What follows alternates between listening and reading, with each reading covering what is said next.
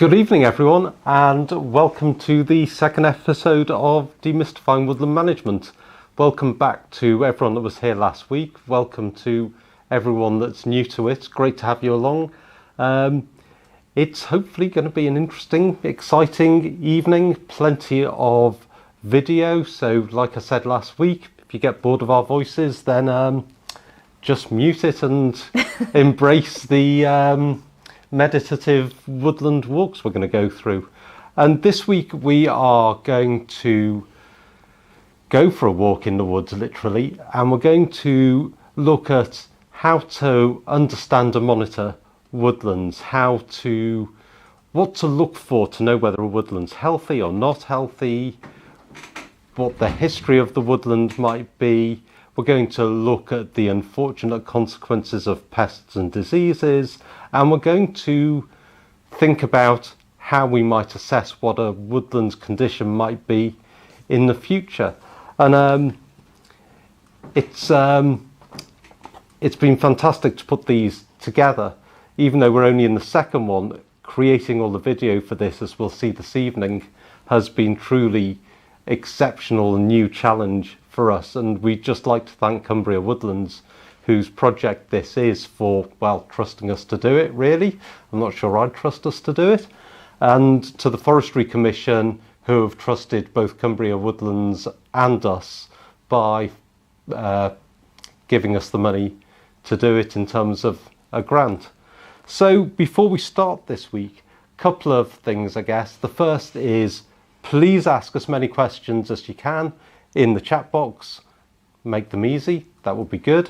And we have a link below in the chat, in the information below, that is to a feedback form. And if you have any opinions on how the course is going, what you think we could do better or worse, or what you'd like to see different, do tell us, because these are very much experimental, innovative ways of presenting forestry to a live audience, and we want to learn so that Cumbria Woodlands and us can do it better and tailor it to what people actually want to hear. So this evening we're going to start off by hearing from Kath, and it's probably a good moment to actually introduce part of the team, and perhaps we'll introduce part of the team each week, whether they like it or not. Kath's just told me this evening that she's got a psychology degree, which is slightly terrifying to be working with her. But Kath's probably very much like many of you, in that she hasn't come from a woodland background, but is coming into it out of interest. And her background is in horticulture, organic farming, and now in the built environment as well. And that's really interesting for us. I think one of the really good links between us and Cumbria Woodlands is how excited we are to bring in people from different sectors and different areas of expertise, because not only do we want to pass on what we've got to say about forestry and woodland, but selfishly we want to take as well. And everyone, whether you're a woodland expert or not, if you're an engineer or a pharmaceuticals expert or whatever you are, you probably have something to offer us in how we manage our woodlands in the future. So we've put Kath right in the deep end here. She's working with us at the moment on landscape scale forecasting of woodland condition, and on the history of forestry and red deer. And we've given her some of these segments to do, and it's been great to sort of learn with someone else, if you like. Yeah. So I think at that point, let's hand over to Kath. Okay, you're not introducing yourself? Just me this week? Just you this week. Okay, we don't care about you. Yeah, I'm the mug that has to sit in front of the camera. Welcome along, everyone. So lovely to have you all back, and for anyone new joining this week, great to have you along as well. Hopefully you'll get a lot out of it. As Jez has said, we are going to start this week with a bit of a walk through the woods, and whether you are walking your dogs through the woods, or maybe you're walking through your own woodland, perhaps you're not even wholly that concerned about what the condition of the woodland might be. we can start to look for signs and we can start to get an idea about the health and the condition of that woodland. And to begin with, you're going to be doing that quite consciously, but as you go along this journey and the more time that you spend in the woods, the more that's going to become subconscious and part of you. So we're going to get straight into it and we're going to go into some video now and start that walk in the woods. So the first thing to see is everything that's in front of us, the greenery in the summer, the bareness in the winter, and both can tell us different things. And one of the things that we want to look at is, are there multiple layers in this woodland? Conventionally, if we start at the top, we've got the canopy of the forest, and that canopy is made up of the individual crowns of trees. And then we've got that branching, and that proportion of canopy to stem is critically important for the silviculture and the growing of timber. Now that's something we're going to look at a little bit next week. So as we come down, as our eyes start falling towards the floor, the next thing we're going to see is the understory. Now it might be that that's a load of brambles, it could be a load of bracken or natural regeneration, it could even be rhododendron or another invasive pest like that. It's this mid-layer of shrubs or young trees that form a sort of eye-level break in what you can see in the forest. And whatever that layer is, having an understory there can tell you whether it's healthy or not healthy. And then below that understory, ideally what we have is a herb layer. And this could be grass, it could be wood sorrel, it could be a whole host of other things, but it gives you another visual indication of the organic content and the health of that soil. And these layers, although ideal, don't always have to be that, and they don't always have to be there all year round. Take bluebells under beechwoods, for instance, that will only be there, say, through late April and May, and the rest of the time that ground might be bare. But just being in the woods at that time tells you an awful lot about the health of the soil. The same with the understory. It might be comprised of naturally regenerating oak, for instance, or it might be dense, uninhabitable rhododendron. Either way, what you're after is that sort of visual presence of these layers in the forest, and those layers might change through the woodlands. But having this three-dimensional matrix that we mentioned last week is very often a sign of health. And then we can look at the structure of the actual forest itself, and in some ways this is related to these multiple layers. Is it high forest made up of standard trees? Is it coppice woodland, for instance? Is it a coppice with standards? And if it is a coppice, is it currently being coppiced? Has it been cut recently?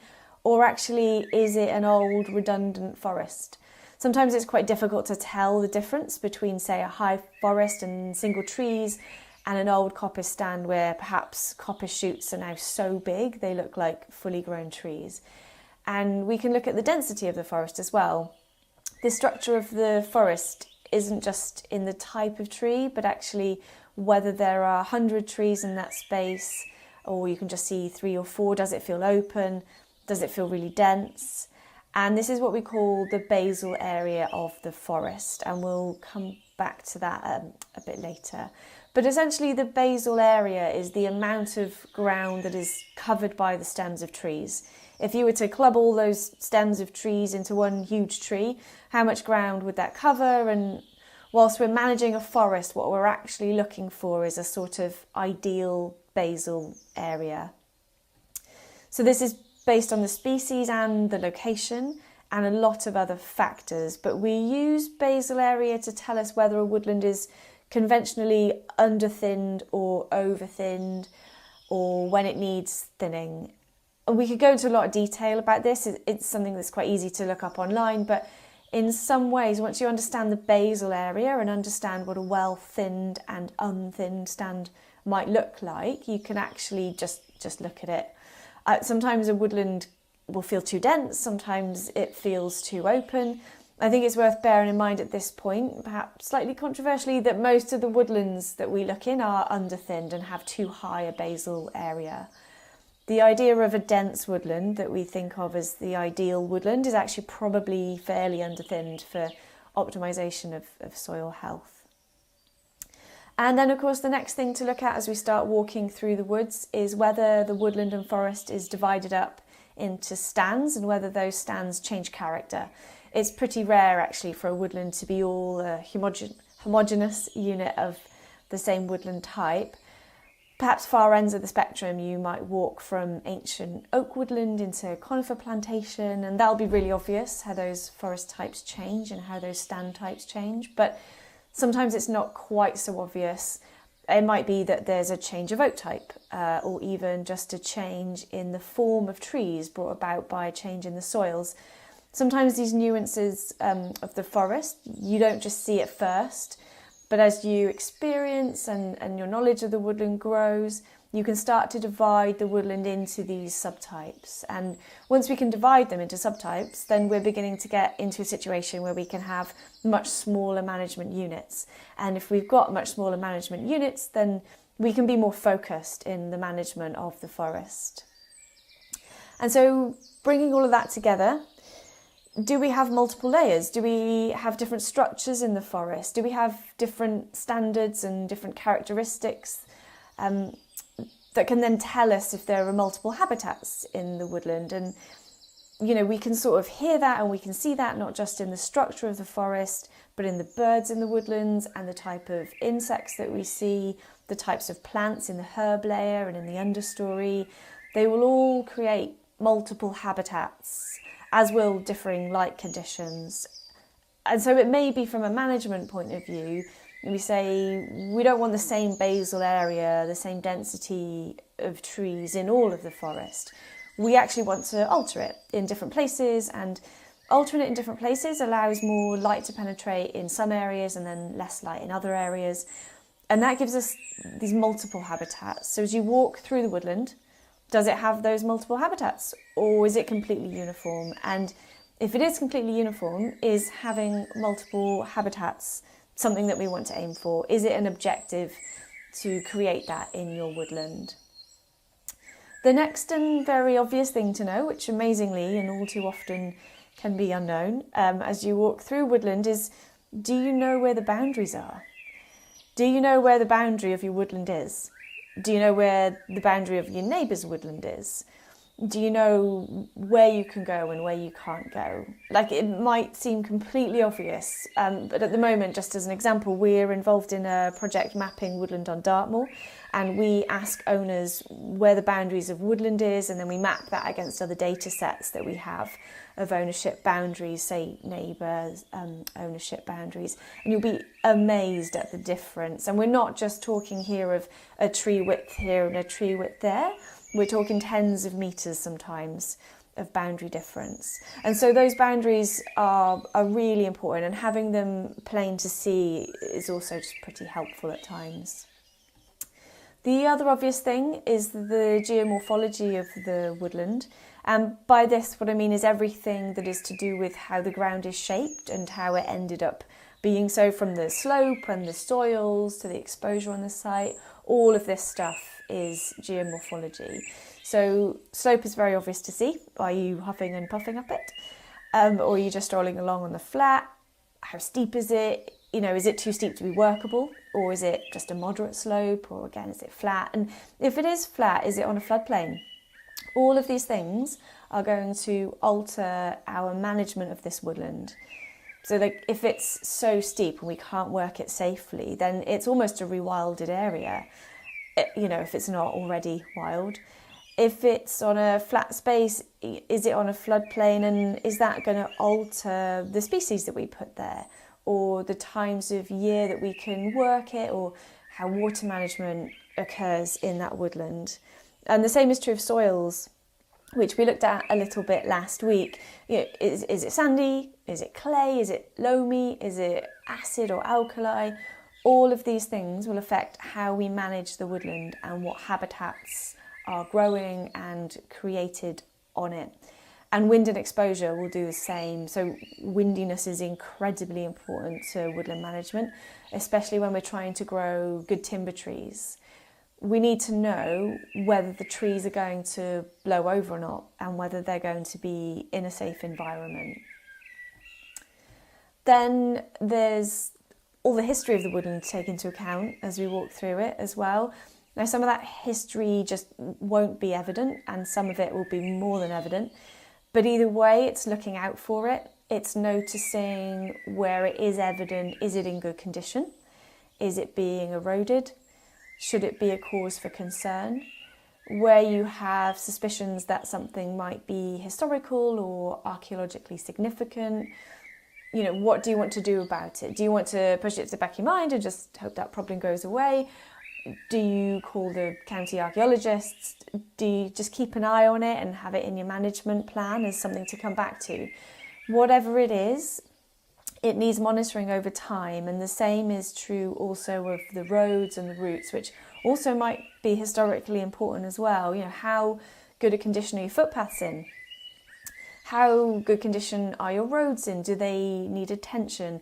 Especially for engineering works like footpaths and roading and bridging works and the like. If you don't catch problems early, then the cost of fixing these things rises exponentially until, you can be spending tens of thousands of pounds. And so it's something just to monitor, to be aware of. Like all these other things, it's about being aware. And the other final thing, of course, to be aware of is pests and diseases, but we're going to look into that in more detail in the next section.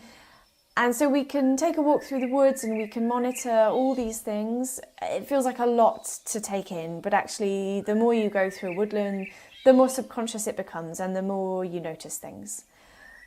The problem I have is not noticing things and in the in-forest monitoring, it's actually remembering it when I get home. So rather than getting home, having a cup of tea, putting your feet up in front of the fire, if there are things that you've noticed while you're out, whether it's to do with the structure or the roads, their health or soils or whatever it is, write it down in a notebook. And I cannot begin to tell you how much that will help you in the future.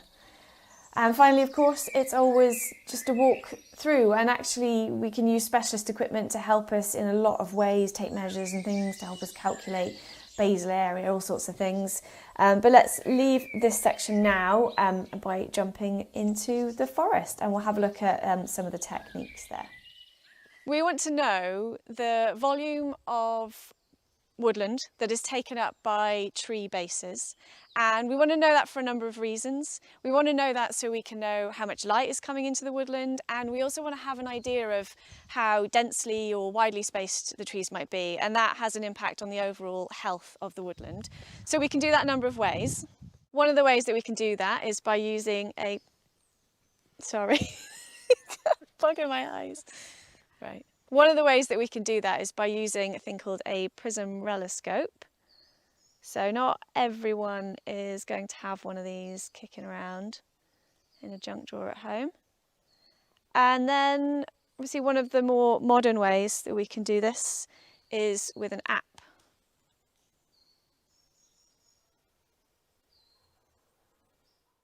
Thanks, Kath. So Kath's gone off apparently to chat with her groupies in the chat room, and I get to bring the tone down slightly by having to do the pests and disease section. And it's sort of one of these sections that you feel you don't want to put in, but absolutely we have to, because pests and disease have become such an important part of woodland management. I think when Neville, Cumbria Woodlands and I started working in the industry about the same time, about 100 years ago, we didn't really talk about pests and disease that much. I remember doing a module at university, but really it wasn't something of great concern. We'd all heard about Dutch elm disease, but actually, we were too young, or I was certainly too young to have seen a great deal of elm around. But now it's become a major part of woodland management and how we deal with it. And it's almost difficult to know where to start this section. But we could spend the next 50 years talking about pests and disease and going through every single one of them. There's potentially so many coming into the country or new pathogens that we find. And we just don't have time to do that, and it would probably get slightly depressing. And by the time we'd finished talking about it, there'd be another 20 or 30 to talk about. So actually, I think what's probably more important is to try and think about what the consequences of pathogens are, pests and disease in the woodlands, and to notice those.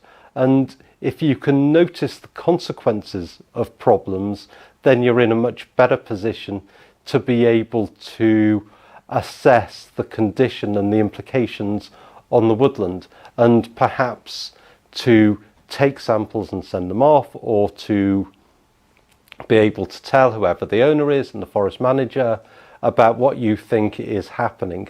So let's go back into the woodlands. We're going to have a Q&A section after this, so please carry on asking questions in the chat room. But let's go back into the woodlands now, and let's look at the consequences of pest, disease and some pathogens. So the first thing is, I suppose, well, let's start at the ground. And does it look healthy? Is there a healthy understory and herb layer on the ground, or is it completely dead? And this isn't about one point in the year. It's important to monitor this throughout the year, because plants, insects will come and go through the seasons, and what looks dead one minute can look like a thriving ecosystem the next. But the amount of understory and herb layer, the insect life, the fungi, can all give you an indication of soil health. And soil health is perhaps the single most critical aspect of woodland management, and probably also the most understood and understudied aspect of woodland management, something we are just getting to grips with. But if you think the soil is not healthy, you can actually now send samples off to find out things like phosphorus content and nitrate content and organic content and all of this kind of thing. The next thing is to let's turn our gaze completely upward into the canopy of the forest and the individual crowns of the trees, and how healthy do they look? I'm going to say something completely obvious now, that at this time of year we kind of expect there to be a lot of leaf dieback. I mean, you might wonder why I'm telling you this, but I have been called in the past by people wondering why their woodland was dying in November. Don't be caught out by autumn.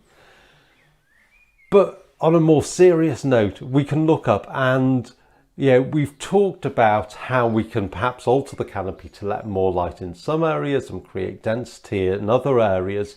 But assuming we know that we've done that, we can start to see where gaps might be unnatural or where there's too dense canopy, and that can be cause for concern. And the most obvious thing at the moment, the most obvious canopy intrusion is in ash dieback and Cholera at the moment. And we'll talk about that in a little bit.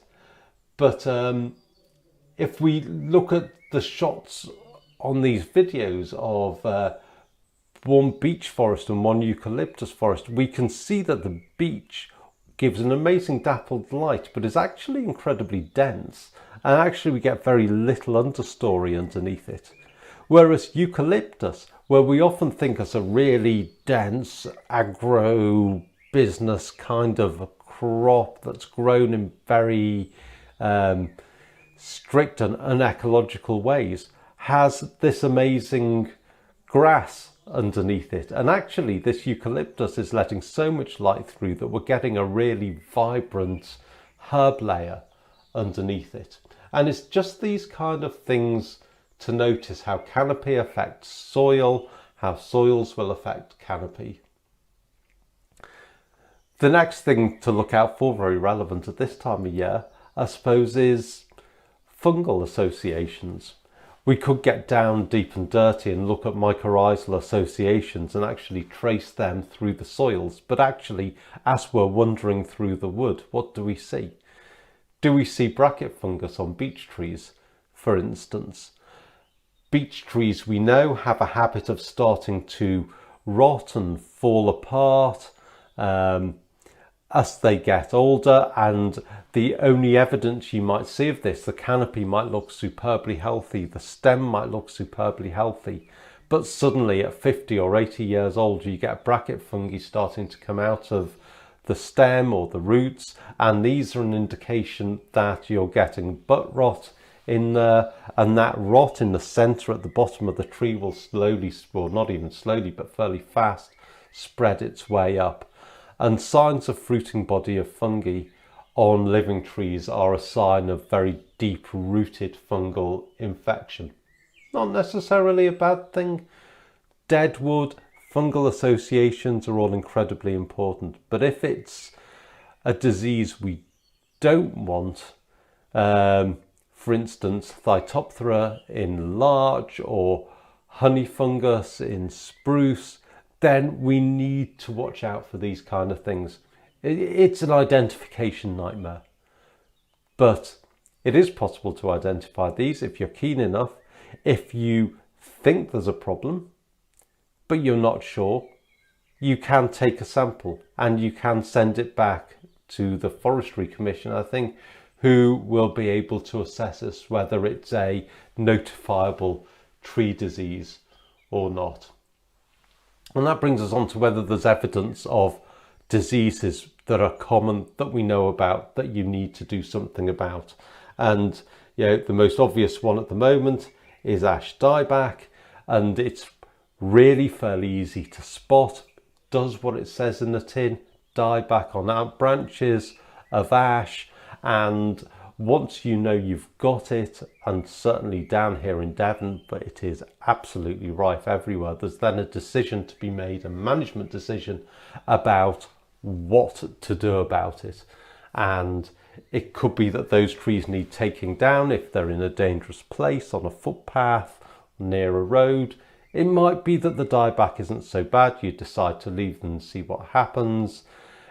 It's sort of, it's a complexity beyond this course, but it affects all of your management decisions, not least of which, of course, is what to plant in their place.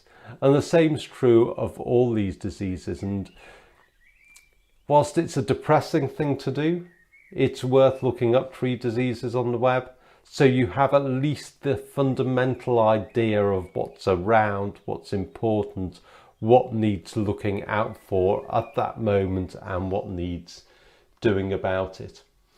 And then the final part of this section is nothing to do with disease or deficiency, but it's animal pests. And is there evidence as you walk through the wood of squirrel and deer damage, for instance? The answer is almost certainly yes in all parts of the country, but the extent of that damage and the repercussions of it are important, and so it's worth noticing what they look like. Deer have a habit, a penchant, a taste for young trees. They like to have a little nibble occasionally. They like to rub themselves against trees. Trees for them are a tool, a part of their nutrition and a part of their sort of physiological lifestyle. And that's not a problem. They're a natural part of the environment and the landscape. The problem is that there are so many deer that it causes huge issues in the planting and maintenance of trees. And once you start to notice deer damage, you'll probably be able to see deer as well in the woods. It's a question of what to do about it, and what to do about it isn't just about you as a single owner or you as a single woodland user. This is a whole landscape and a whole catchment issue to deal with. And the same is true of squirrels. Broadleaf trees are essentially a sweet shop to squirrels. What they mainly like to do is to get under the bark, to the sweet sap underneath, and the The repercussions to an individual tree are everything from a bit of damage to the bark to complete death and destruction of that tree from ring barking. And it can do two things. It can completely kill a tree, it can kill a forest, or it can stunt it to such an effect, such an immense amount, that actually it's never even going to grow into a fully fledged woodland. I've been in woodlands that have been new planting of mixed broadleaf woodlands that are 20 years old and barely higher than me, because the squirrel damage has been so extensive, and that's doing nothing. It's these, what another colleague of ours calls green fuzz in the landscape. It's not going to grow good timber. It's not going to store a lot of carbon. It's not going to be good habitats because it's so dense. It's not really very good for anything. What can you do about it? Well, we all have a duty to control squirrels and to trap them as a notified pest. But as a sector, as a community, as a nation, I don't think, well, as a sector we take it seriously enough, without a shadow of a doubt. But without dealing with squirrel problem, then we are never going to grow good quality broadleaves in this country. And on that slightly depressing note, let's leave this health and disease section there.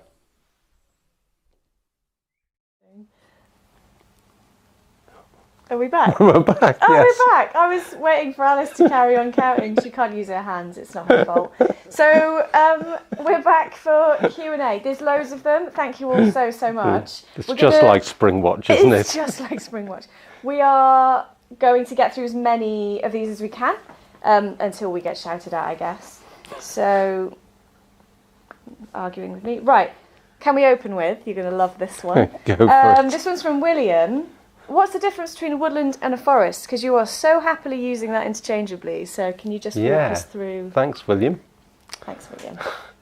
What is the difference? Well, I mean, it's a semantic thing. I think I suppose we tend to think of forests as big areas of trees, possibly commercial plantations, wide expanses of tree cover.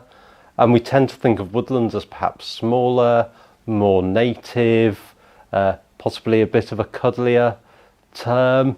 I mean, I guess professionally, sort of, we kind of use woodlands when we're talking to one group of people and forests when we're talking to another group of people.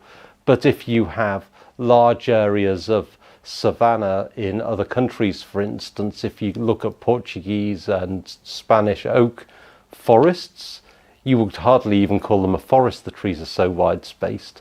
So they're sort of interchangeable terms, really. It's almost up to you how you want to define it. You know, forest is sort of serious and woodlands sort of soft and cuddly. Okay, I mean, that's a nice distinction. That's professional. I can see my membership at the Institute of Chartered Foresters coming my way. Yeah, they're sending that back. Okay, thank you. So, William, it's up to you, mate. Call it what you like. This one was quite an interesting one. Talking about, this was from Michael. Are there any problem trees like Japanese knotweed, like a version hugely invasive? Yeah.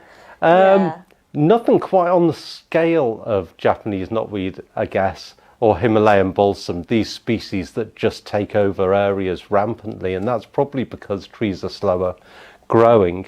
But we used to think of sycamore as a very highly invasive species. Certainly when I started in the industry, sycamore was thought to be taking over the world, and of course it hasn't, and is now an accepted part of woodland areas. And in fact we use sycamore now as a sacrificial crop, in fact, to attract squirrels to, because they like the sweetness of the sap from it. And I suppose in conifers there's things like western hemlock, certainly down here where we are, that regenerates rampantly. It was planted as potentially good timber crop, regenerates like crazy, but actually sawmills don't want it because it's not that useful. But it's controllable.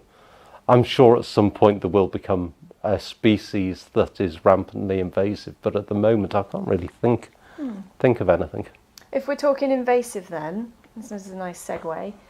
So whose question was this? This was Daniel. He was asking if there are emerging like pests and diseases that we should be looking out for if we're thinking sort of future-wise. Oh wow! How long have you got, Daniel? Let's dig in. He'll give you a phone call. Only last week we were notified of a new Phytophthora disease that has been found in Cornwall. Rather bizarrely, in the same forest that Phytophthora ramorum that killed all the larch about 10 years ago was found in, and we've had notifications down here to look out for it, and not look after it. That would be wrong. But there's always others, and if you look on the Forest Research website, they have a section on pests and diseases and pathogens where new and notifiable pests and diseases can be found. And whilst I suppose one good example is, whilst we're very concerned with cholera and ash dieback at the moment, in fact if you look in the States, the emerald ash borer has devastated ash crops there, and whilst it's a stunningly beautiful looking beetle, it totally destroys ash. And if that gets into the country, then potentially those ash that are surviving dieback are destined to be eaten by beetles. It's very concerning, and perhaps in one of the future sessions next week on silviculture we'll look at how perhaps diversifying species mixtures in forests can mitigate against that in some way. Yeah, that's a massive topic, isn't it? Huge topic. Okay.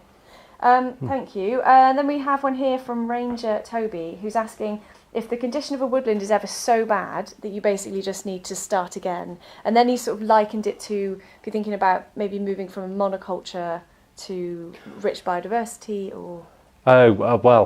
Come down here and see the effects of ash dieback. We did a big project in North Devon last year where we were surveying 20-year-old woodlands to do a condition assessment, and they were all planted with sort of 70 or 80% ash for the firewood market, and most of them are now completely devastated. The only thing to do is to completely take them down and start again. And they're pretty depressing to see. So yeah, it can happen, and the only thing to do is to clear fell them. The same happened with larch, with Phytophthora ramorum, which is one of these sort of slightly hidden diseases that hit forestry really hard. One of our most important conifer species completely destroyed. I think in Devon and Cornwall alone, there was 3,000, 5,000 hectares clear felled to get rid of the disease, and now we have no larch virtually in the UK anymore. So yeah, when they hit, they hit. Yeah. And then one from Hannah here, she's asking what your opinion was around microforests with respect to traditional ideas of optimal thinning, so that sort of very high density, mainly for biodiversity kind of setup. Well, interesting and timely you should say that. I should say I don't think we know Hannah at all, but no. In fact today Kath has been interviewing someone for our Tree Radicals podcast series on the Miyawaki method, which is a method of forest planting that is in incredibly close densities, incredibly close spacings for biodiversity. Now, rather than talk about it much this week, next week we're not going to be covering very niche things like Miyawaki methods, but we are going to be covering tree planting and young plantations in quite a lot of detail next week.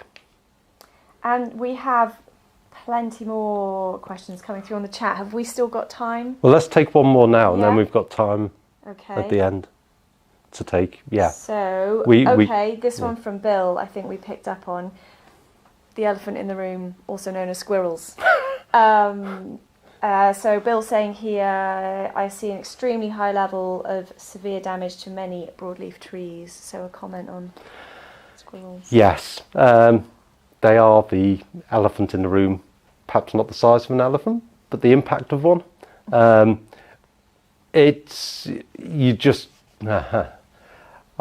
We could spend a long time discussing squirrels and their impact on UK forestry and the severity of their impact on UK forestry. Next week, this morning, we've been looking at next week's episode, and there is a section on deer control and squirrel control, and we'll be looking specifically at squirrel damage, the extent of squirrel damage, and what to do about it. But it's a pretty well-known fact that growing quality timber, broadleaf timber in England, where there's grey squirrels, is virtually impossible at the moment until we deal with the problem. Don't underestimate the impact of cuddly squirrels. So we've got loads more questions. Thank you all so much. I'll gather all those in and we'll pull them in at the end. Yeah, right? But keep asking. Yes, and we'll try and make some more time at the end for some questions. Absolutely. We're getting a thumbs up from the bosses behind the camera. Great. Thanks, Kath. So we're going to move on into the second half, and we are going to come out of the forest for a little bit, because we're going to look at history and understanding the history of a woodland and understanding the condition of historical artifacts in a woodland. And this is kind of a subject close to my heart, having done an archaeology degree. Really what I wanted to be was a sort of forest archaeologist specialist. I think possibly I still do.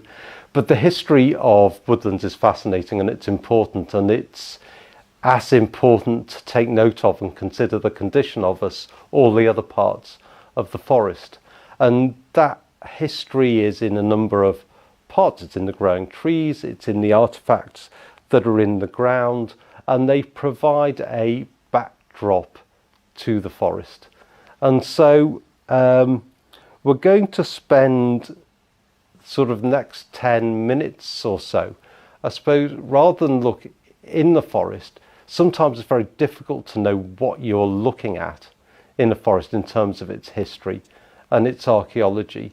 So we're going to go back to the computer, and we're going to look at how you might investigate the history of the woodlands that you're walking in, you're managing, you're thinking of owning, and how that can then be incorporated into the management planning, or even your attitude to the woodlands and your assessment of its condition.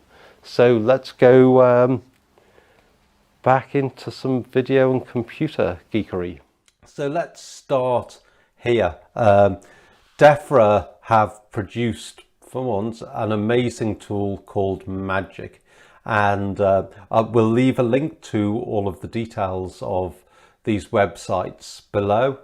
But what Magic is a map-based database of information that allows you to draw out huge amounts of information on any particular woodland or any particular landscape. So we've sort of selected here an area in southern Cumbria at Haverthwaite, and we're looking here at the history scheduled monuments on the site. So we've clicked scheduled monuments. We can use this information button, and we can find out that this particular woodland has a scheduled monument on it, and there's a link to the Historic England website to see what that is. And this will show us lots of other information based on here. We're looking at does this piece of land have any statutory designations on it? We know it's in the national park, there's no point in clicking that. It's not on a limestone pavement area.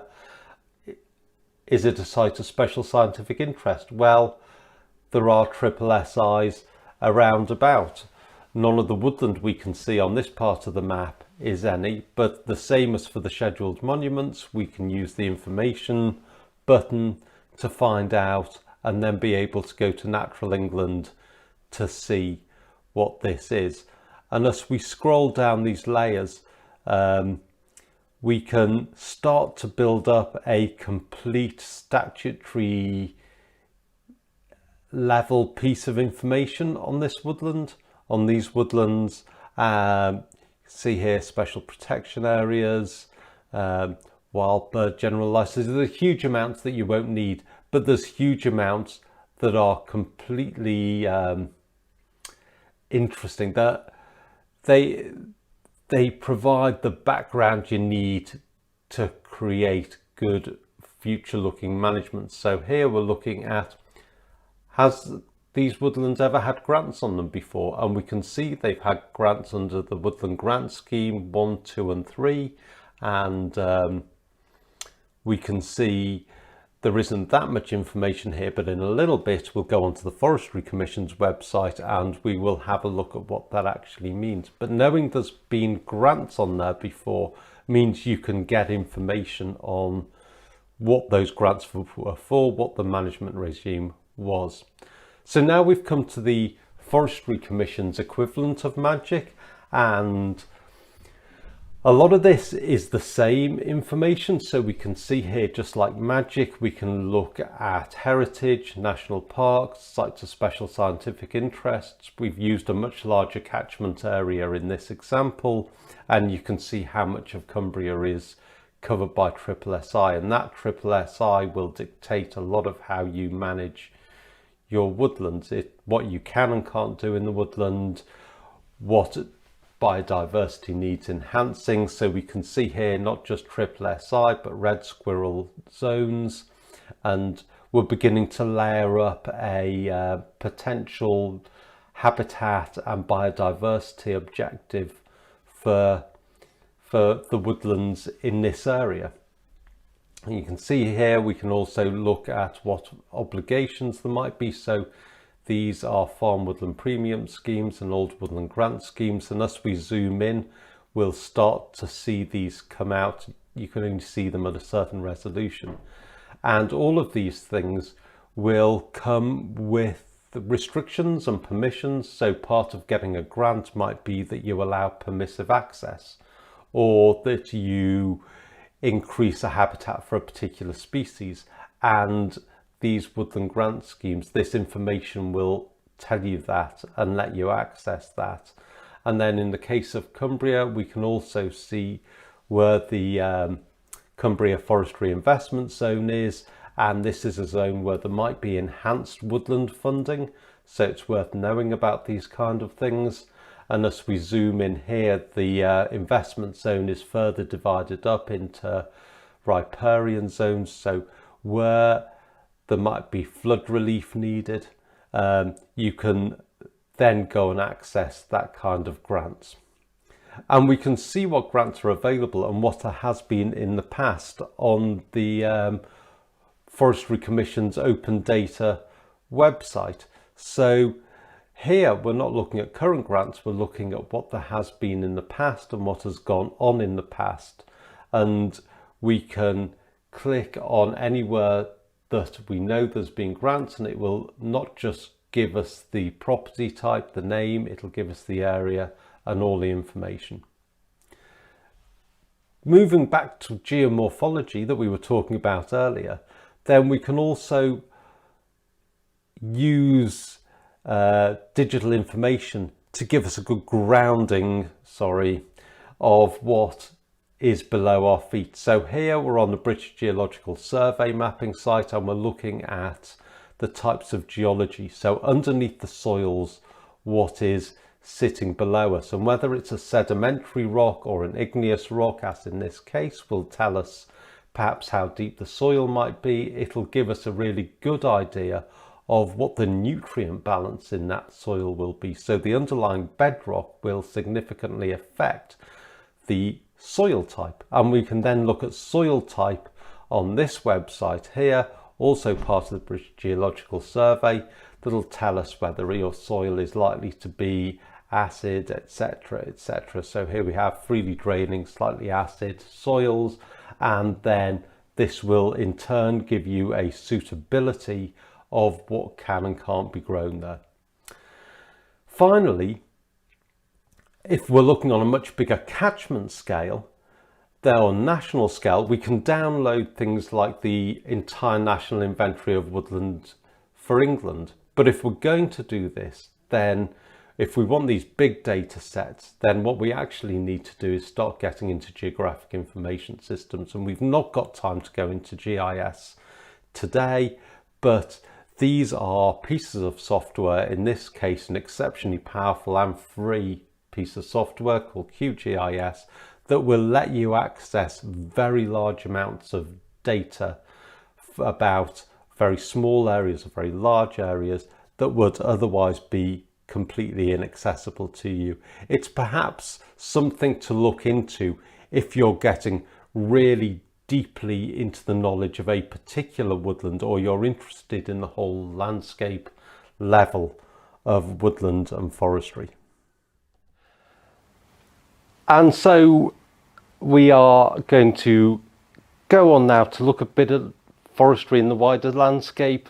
There was a bit of a debate as to whether people wanted to look at my face for this section or more computer screen, and apparently my face very marginally won out from the computer screen. But we're walking out of the woods. We've spent time this evening in the woods looking at the history, the archaeology, the pests and disease, what you can notice when you're inside the woodlands. But what do you notice when you're outside it? How does that woodland fit into the landscape and the community you're part of? And this is about things like, is this a fragmented woodland? Does it take you 5 minutes to walk around and it's not connected to any other woodland or any other hedgerows? Or is it actually part of a great swathe of woodland that stretches across the landscape? And all of this will have a huge impact on the biodiversity in the woodland, the spread of habitats, but also the spread of disease as well. As an example, there's in a valley not too far from here, that there is the most incredible elm tree, and it's impressive in its stature, and there's a lot of debate as to whether that elm survived because it was so totally isolated from other elms, or whether it has some disease resistance or not. But it's being able to notice, being able to assess the position of that tree within its community of other trees, that allows us to try and guess what the problem is, and then take up some perhaps scientific research to know why it survived when others haven't. And then the other part of the condition assessment here is, how does the woodland fit into the community of people around you? Is this a deeply rural woodland, or is it on the edge of a city, or is it even within a city? And what does that mean for the management of the woodland? So if we're in a peri-urban environment, then the woodland might be of better use, or of most use, of something to provide health and well-being to the local population rather than timber. Hopefully it can do a bit of both, but there might be priorities that the local community bring to it. So if you're in a deeply rural area, say the Scottish borders or North Devon, possibly East Anglia, then the woodlands might be providing a very different benefit to the local community. It might be in timber, but it might also be in firewood sales, and firewood sales are one of the biggest users of wood in the country, especially in rural areas. So fitting into the wider landscape and into the community is as important as the condition of the woodland within itself as well.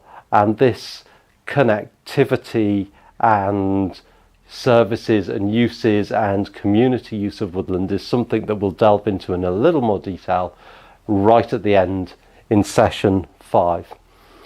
But to finish off the sort of more me talky part of the evening, we're going to look at future condition. It's all very well us looking at what the condition of a woodland is now. We can say whether it's healthy or whether it's not healthy, whether it's diseased or not, whether there's archaeology in it and history in it, whether it's connected to other woodlands. Right now we can have a snapshot of that, and the more you do it, the easier that snapshot becomes. But what about the future?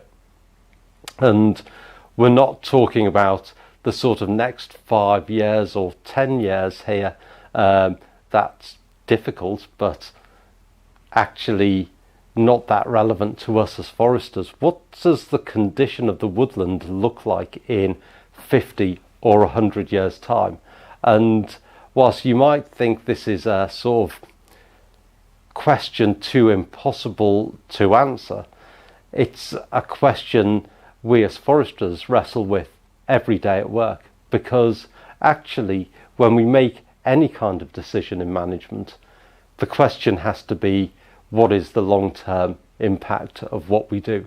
So when we decide what species to plant, next week we'll look in detail at species choices and planting. But when we make that decision, what we have to ask is not, will it grow well now? It needs to grow well now, but is it going to grow well in 50 years' time? And how can we assess that? How can we know that? And the same is equally as true for the community of users of people. Yeah, we can put in mountain bike trails now and spend a huge amount of money, but will they still be wanted? Is that investment worth it?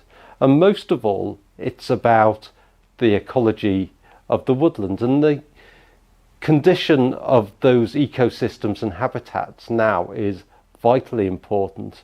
But what's even more important is that in 50 years' time, will we be able to give to our grandchildren the right conditions of a healthy and resilient woodland? And if we're talking about soil health, which is perhaps the single most important aspect of providing healthy woodlands for the future, well, soil health can take centuries to maintain and build up.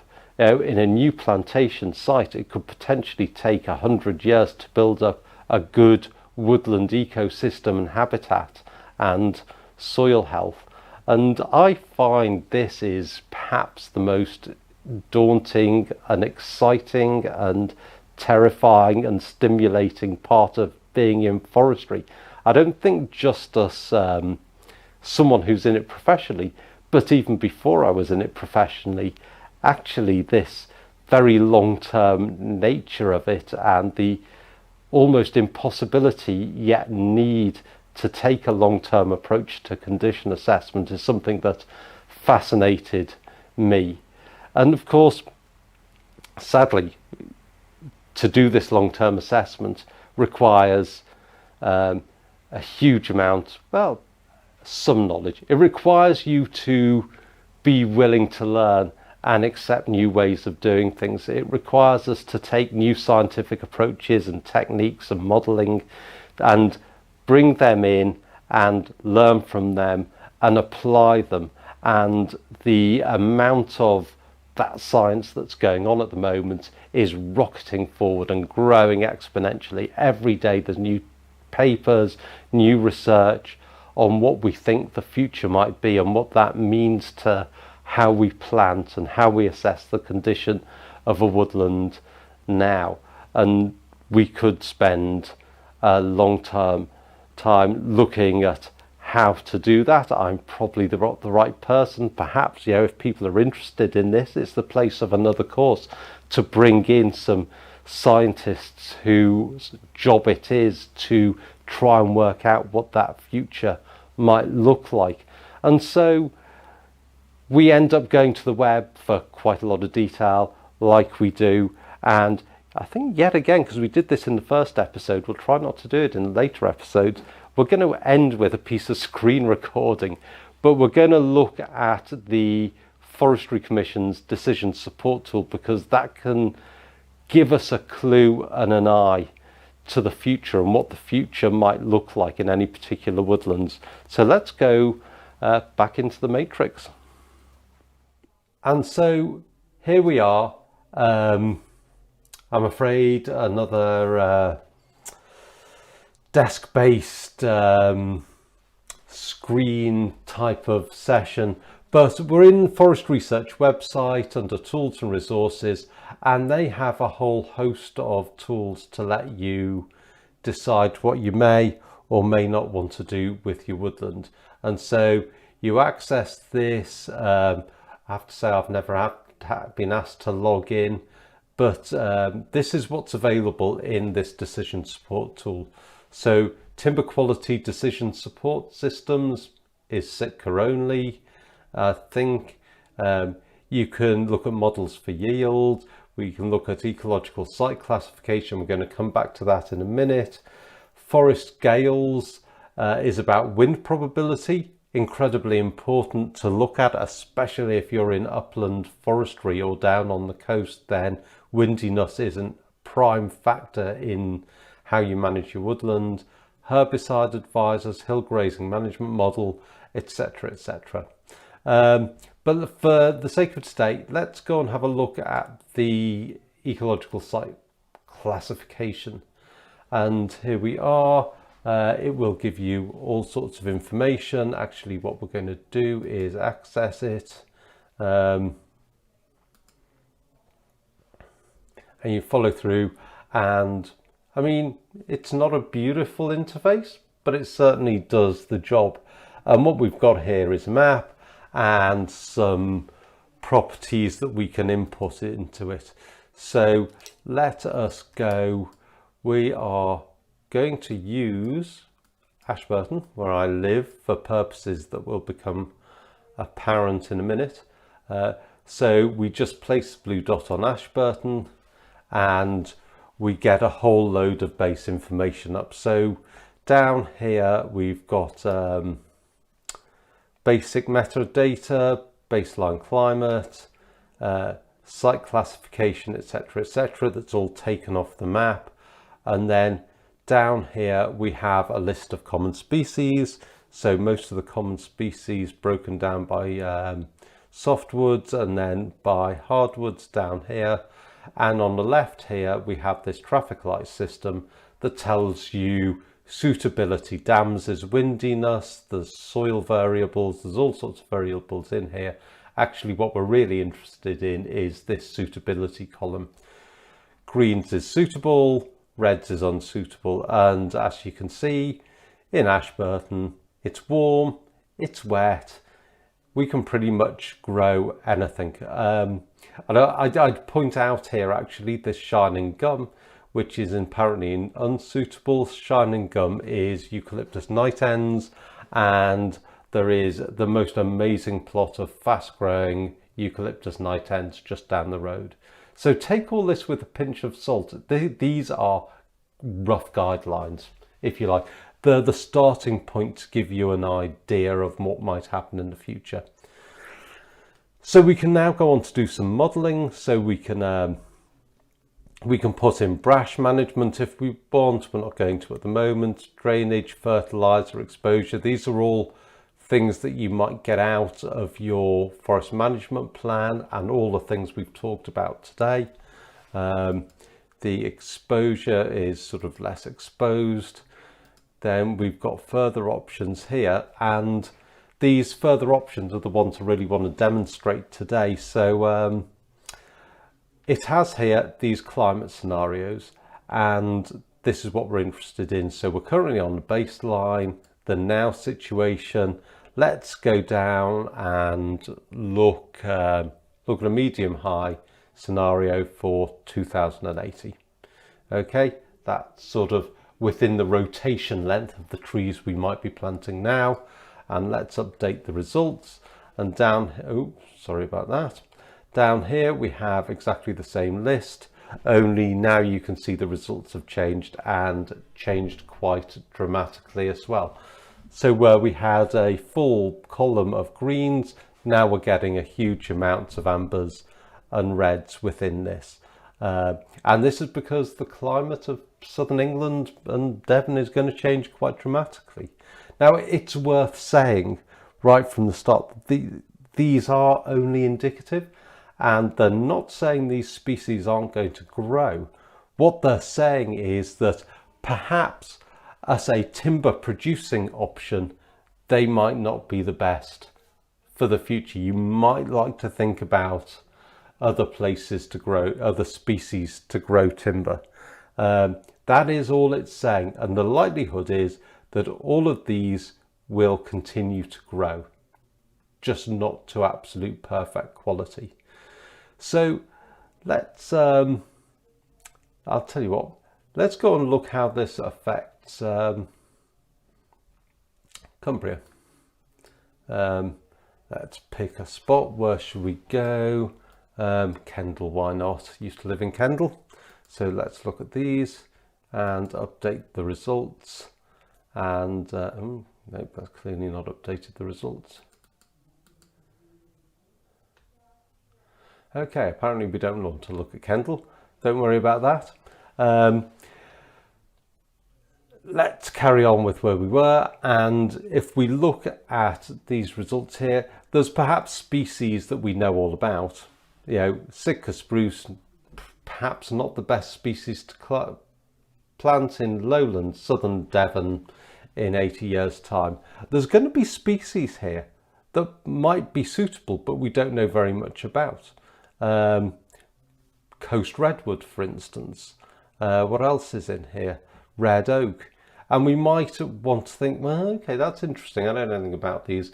And there's various resources on the web to help us there as well. There's a website called Silver Future that you can use, but there's a sister website to this decision support system, also by the Forestry Commission.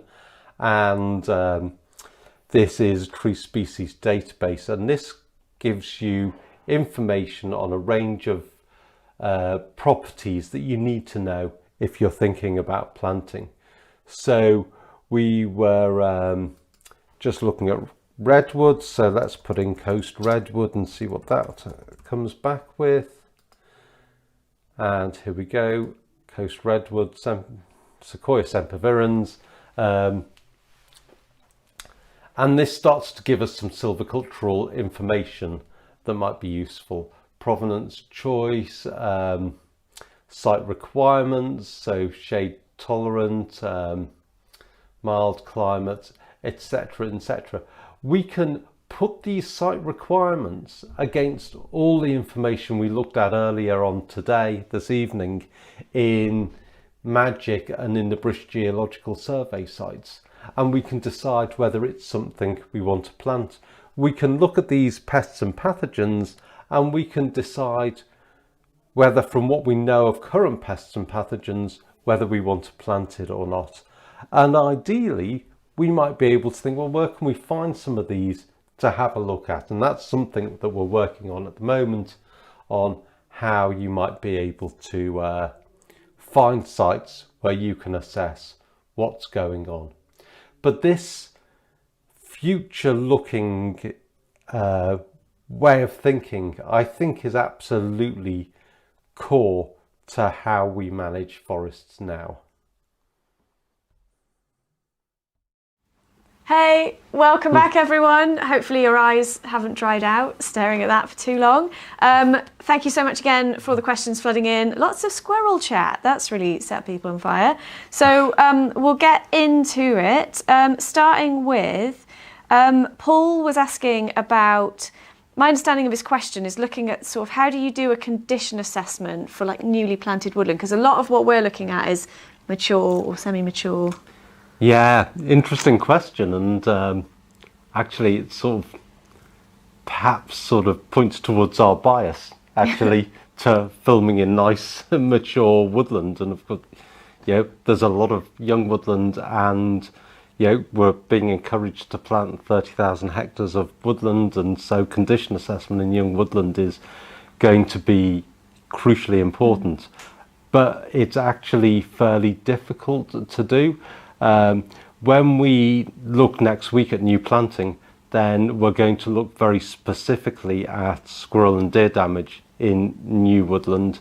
In terms of pests and in terms of pathogens and fungal diseases, then normally death is so quick, I'm sorry to say, bring it down to the end of the evening, because they are very young trees that, you know, it's almost a case of, is it alive or is it dead? And then it's sort of a question of assessing why that might be. So very often, especially in new plantings, you look down tree tubes and all you see is a dead twig, and you have to try and decide whether that's because there wasn't enough light getting into the tree tube, whether it got a disease, whether voles have got to the roots, and kind of it's probably almost more important to know your woodland as being the person involved in the planting, or knowing the ground conditions and knowing what's around and just noticing that kind of thing. And I think that's kind of what we've been trying to say all evening, is that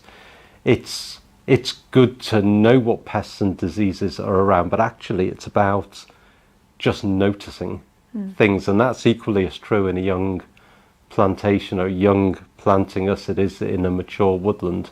That's probably slopey shouldered, that answer, hasn't it? I mean, it's a theme. No. Yeah. And you've hit on pests and disease a bit there. I'm so sorry, I didn't put your name next to this one. Thank you to whoever asked. But they're asking, to what extent are pests and diseases a threat to overall biodiversity and species richness, rather than just sort of the economics and the aesthetics side of things?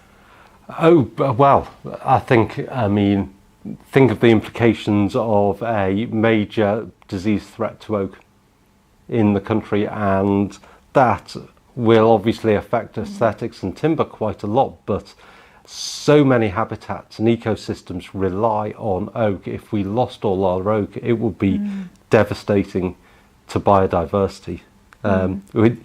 We shouldn't underestimate these threats. And of course, pests and diseases don't just affect trees, they affect insects and plants and shrubs and grasses and everything else.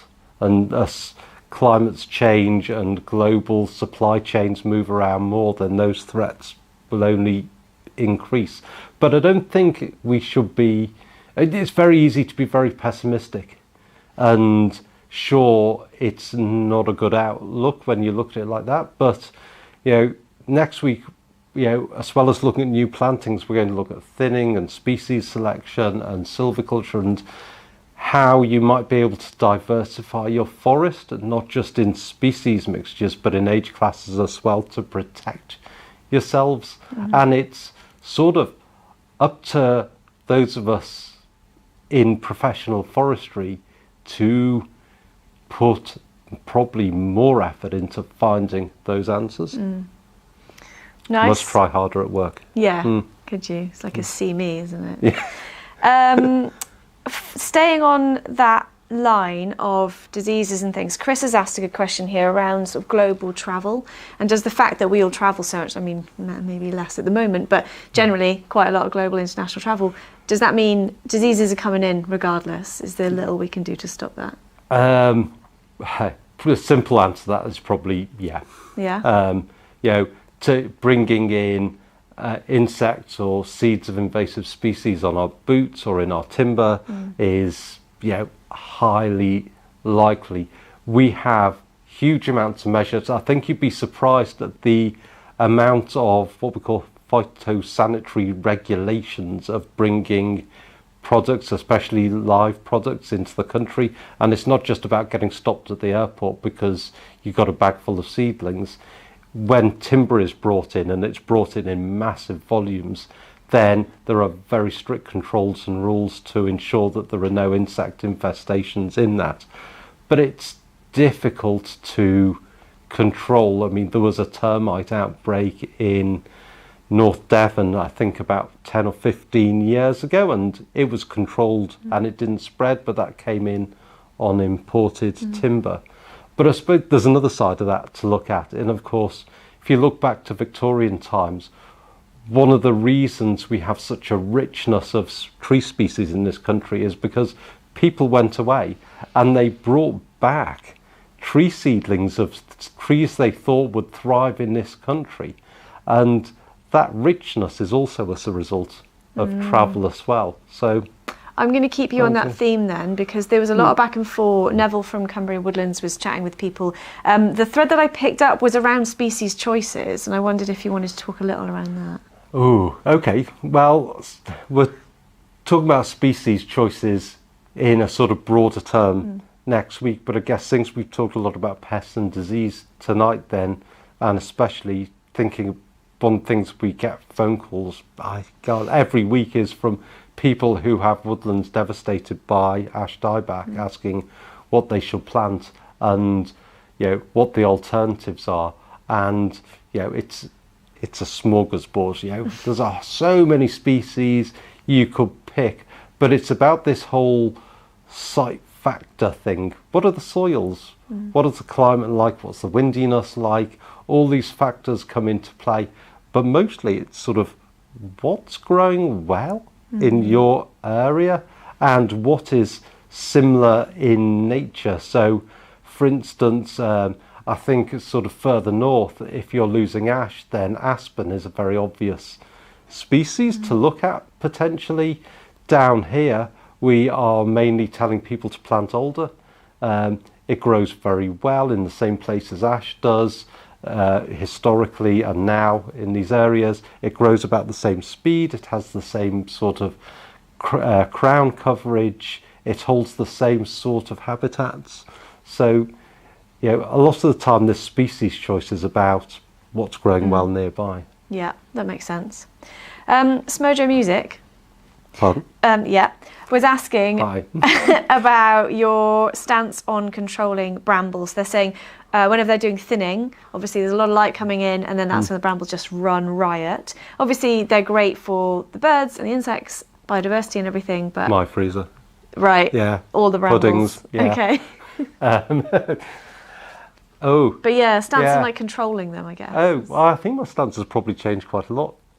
Actually, whilst we've been filming this series, I was very much in favour of bramble control. I like neat things. Anyone that's been in my house will know. Neat, tidy, straight lines, happy jazz. So new planting sites, brambles, absolutely not.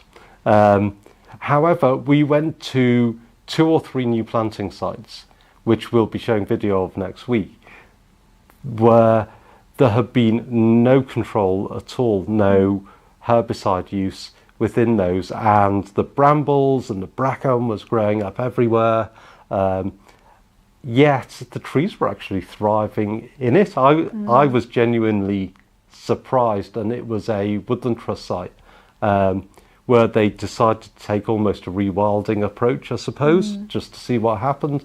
Trees were in tree tubes, brambles everywhere, but there didn't seem to be any ill effect from that competition of brambles.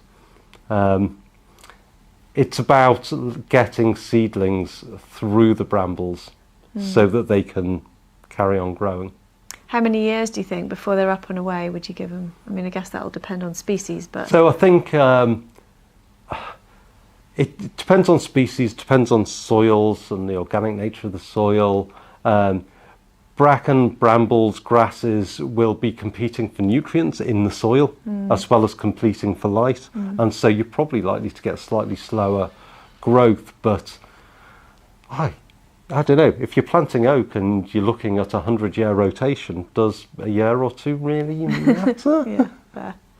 Take a Zen attitude to it. And back on... there's a lot of squirrel chat, so back on that. People were just keen to sort of note the difference between obviously red and grey squirrels, and there was conversation around whether they're protected during breeding and which ones aren't and are. Pretty simply, red squirrels are protected, and quite rightly so.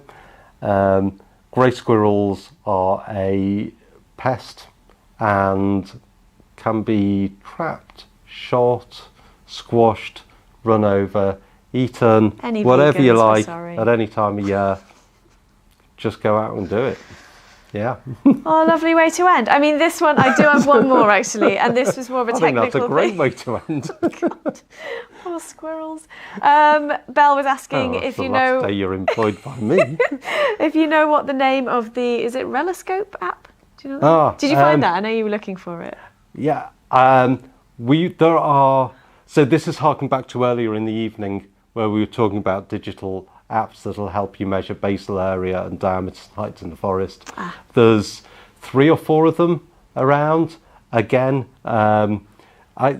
we've been talking to Cumbria Woodlands during the week about how we get a resource pack together. And I think probably what we'll be doing is putting a resource pack together of books, apps, links, and that will go onto the learning management system on Cumbria Woodland's website, because it's probably a good point to say that this is just a very introductory course, and what we hope is that Cumbria Woodlands will sort of use it as a trampoline to expand out into more technical, perhaps more inclusive, smaller courses, face-to-face, whatever it is. What we want to do is to bring people into woodland management, and so there will be, or is, a learning centre on the Cumbria Woodlands website where there will be a lot more information and further courses will go on to. Do people have to register to have access to that? Yes, you will. But it's all free, yeah.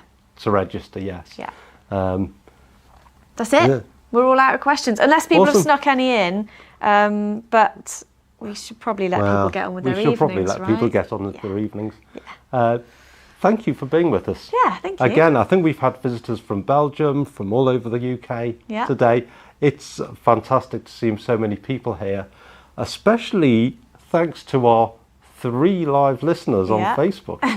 We've been secretly live streaming to Facebook as a bit of a test and experiment this evening, just because we weren't quite sure it would work, but it clearly has, and it's clearly there. So I think from next week we'll be live streaming on both YouTube and Facebook. Tell people we're here. Next week we are going to look at, there is something about, someone was asking earlier about where to find the feedback form. Oh, yes. On the text at the bottom underneath us, there is a little more button. And if you press more, you'll see all useful links to everyone involved and a link to the feedback form. And I think that'll be live whilst the video's on there. That'll be on there every week, and it'll be interesting to know. Next week, there is we're mixing it up a bit with quite a lot of different elements. So there'll be us here as usual, I'm afraid. We've got a chair dance routine, haven't we? Oh, yeah, okay, we're doing a chair dance apparently next week. Lots more video, but lots more video from In the Forest as well next week. But what's most exciting next week for me is probably the highlight of the course, actually, because it's a passion of mine, and that is silviculture. I'm on a mission that everyone in the country should understand and use the word silviculture at least once a week. And it's simply the art and science of growing trees. As much as we talk about agriculture, we should be talking about silviculture. And we're going to look at how to select species and then we're going to take those species we've selected from seedling right through to full-size tree. We're going to look at thinning and harvesting, and we're going to look at that not just from a timber commercial perspective, but also ecological thinning practices as well, and to really get to grips with how we grow trees, how partly scientific it is, but how it's also about knowing the condition of your woodland. So, this evening and last week has been sort of vital to lead up to this sort of silvicultural session. And then week 4, we're going to look at all the other stuff in the woodland, the ecology, the soils, the habitats, the people that use the woodlands. It's almost, we could do a session on each of those, but we're going to hit Christmas, and I'm not going to be here on a Thursday evening over Christmas. And then the final week, we're going to look at products and services and careers and further training and that kind of thing. But do come along next week. Encourage your friends to come along. We hope you've enjoyed it, and we'll see you all next week. Night, everyone.